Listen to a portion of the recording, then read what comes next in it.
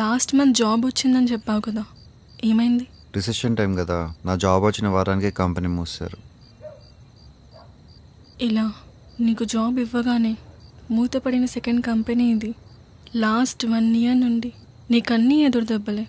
బాధగా లేదా? బాధగానే ఉంది, కానీ నీ చేయిలా పట్టుకుంటే ఆ బాధ కూడా మెమరీలాగా ఉండిపోతుంది. చెయ్యి ఎందుకు చల్లగా ఉంది?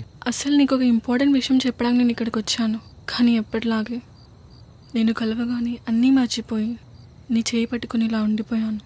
ఏమైంది? నాకు పెళ్ళి ఫిక్స్ అయింది.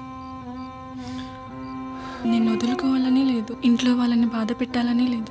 ఆ టెన్షన్తోనే ఇక్కడికి వచ్చాను. ఏం చేయమంటావు?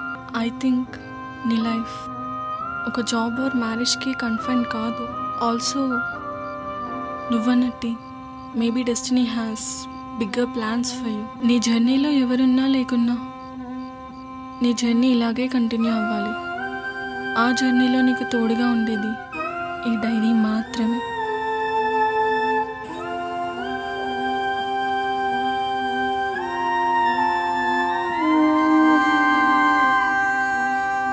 ఆనంద తీరం ఓ రాగమై వీడింది మౌనం